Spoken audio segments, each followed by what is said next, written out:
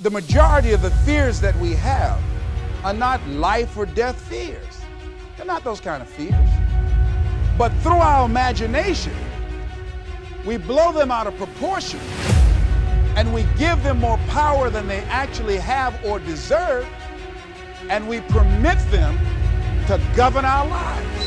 We permit them to determine how far we can stretch out on our dreams and discovering our stuff. And as we begin to look at ourselves and begin to, wait a minute, just getting to the point as you assess yourself and begin to prove yourself and just say, wait, hold a minute. I've been sweating this out. What's the worst thing that can happen to me? Will it kill me? Will I die? Why am I going through all of these changes over this? How much power does this really have? And am I the one that's feeding the power into it? See, a lot of times we allow ourselves to be fed and to be programmed into being afraid. I mean, you watch the news and read the newspaper, you'd be scared to come out the house. Am I right?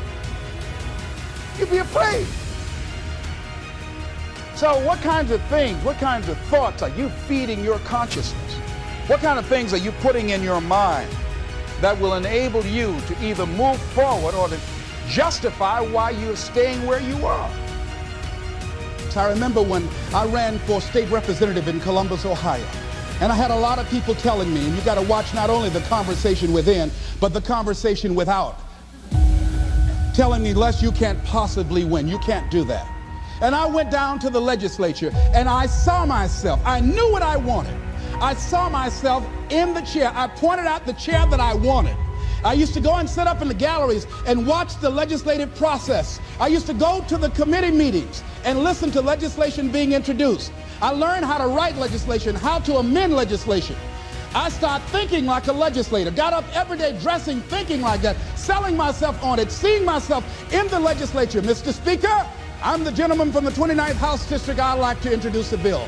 I went in the legislature, walked around. I had the experience of it. And when I ran and won against overwhelming odds, they were shocked. I won the election even before it was held because I was living it in my mind. You want to see yourself beyond your circumstances. You got a challenge, see yourself beyond your challenge. See yourself with the challenge already resolved. And knowing that all is well, seeing yourself in control and in charge of your destiny, being healthy and happy.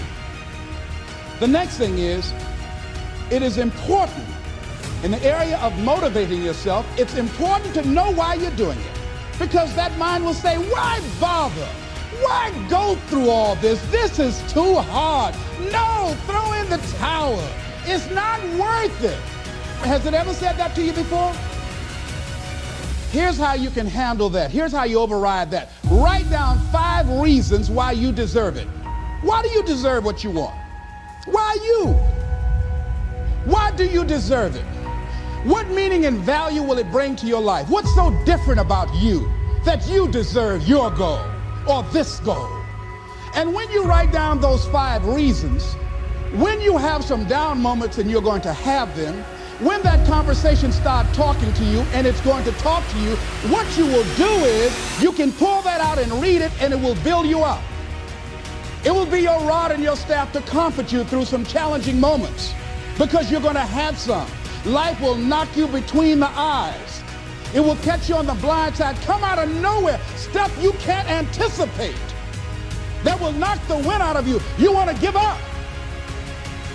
That's why it's important for you to work on yourself, listening to tapes, building yourself up, talking to yourself with power, feeling, and conviction, building yourself up day in and day out, because it's coming. I guarantee you, life is just waiting. Oh, he's doing good now, huh? Very good. I remember I had an experience.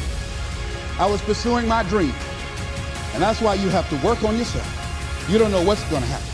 And I was telling people, I had this big rally I had to do. It was 5,000 people there. And I said, you must work on yourself. If you want a larger vision, you've got to empower yourself continuously, because life will catch you on the blind side.